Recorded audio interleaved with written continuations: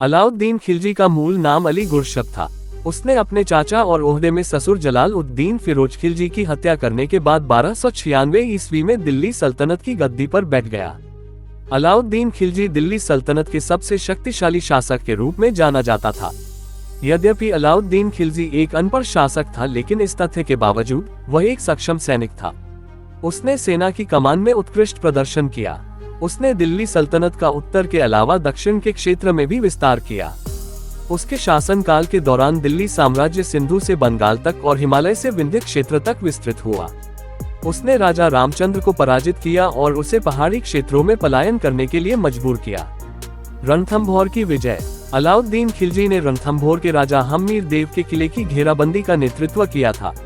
चूंकि राजा हम्मीर देव ने मोहम्मद शाह को आश्रय दिया था, अतः अलाउद्दीन खिलजी को ये कदम उठाना पड़ा। ये कार्य 1299 ईस्वी में हुआ था। प्रारंभिक असफलताओं के बाद अलाउद्दीन ने राजपूत धोखेबाज रणमल के विश्वासघात से किले पर अधिकार कर लिया और हम्मीर देव की हत्या कर दी। चित्तौड़ की विजय। दिल्ली सल्तनत की सेना ने रावल रतन सिंह के साम्राज्य में 1303 ईस्वी में चित्तौड़ पर आक्रमण किया था। ऐसा विश्वास किया जाता है कि अलाउद्दीन खिलजी चित्तौड़ की रानी पद्मिनी को बहुत पसंद करता था। 8 महीने के घेरे के बाद अंततः चित्तौड़ पर अधिकार कर लिया गया। चित्तौड़ पर अधिकार के पश्चात खिज्र खान को वहां का राज्यपाल बना दिया गया और चित्तौड़ का नाम बदलकर खिजराबाद कर दिया गया। दक्कन में विजय अभियान। चित्तौड़ और रणथंभौर के 2 महत्वपूर्ण किलों को जीतने के बाद अलाउद्दीन खिलजी दक्कन की विजय यात्रा पर निकल पड़ा। उसने मालिक काफूर के नेतृत्व में दिल्ली सल्तनत की बड़ी सेना के साथ देवगिरी पर आक्रमण करने की आज्ञा दी। चूंकि देवगिरी के शासक ने दिल्ली सल्तनत के प्रति अपनी श्रद्धा प्रकट करने से मनाही की थी, अतः अलाउद्दीन को ये कदम उठाना पड़ा। अंततः देवगिरी को पराजय का सामना करना पड़ा और देवगिरी के शासक को कैदी बना लिया गया। देवगिरी की विजय के बाद मलिक काफूर दक्कन में और आगे बढ़ता चला गया वारंगल क्षेत्र पर आक्रमण किया। उसने होयसल राजा वीर बलाल तृतीय के खिलाफ भी अभियान किया और सभी को पराजित करते हुए अकूत संपत्ति के साथ दिल्ली लौटा। मंगोलों का आक्रमण। अलाउद्दीन खिलजी ने सफलतापूर्वक मंगोलों के आक्रमण का सामना किया।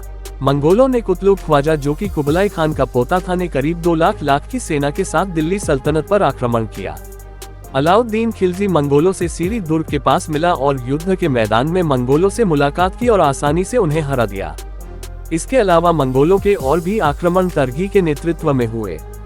हालांकि मंगोलों को प्रत्येक बार पराजय का सामना करना पड़ा, लेकिन उन्होंने अपने हमले को जारी रखा।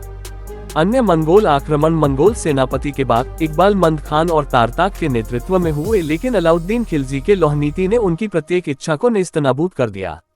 अलाउद्दीन खिलजी के मंगोलों के प्रति कठोर नीति ने उनके उत्साह और हिम्मत को नष्ट कर दिया। अलाउद्दीन ने अपने शासन के दौरान कुछ बिंदुओं पर हजरत मोहम्मद की नकल करने का प्रयास किया था और एक नए धर्म की स्थापना की भी कोशिश की थी। उसने अपने विजय अभियानों के माध्यम से दूसरा सिकंदर बनने का भी प्रयास किया था और प्रत्येक मुसलमानों से नमाज में अपने नाम को शामिल करने का निर्देश भी दिया था। अलाउद्दीन एक महान युद्ध विजेता था, इसलिए उसके विजय अभियानों पर एक नजर डालनी अत्यावश्यक है।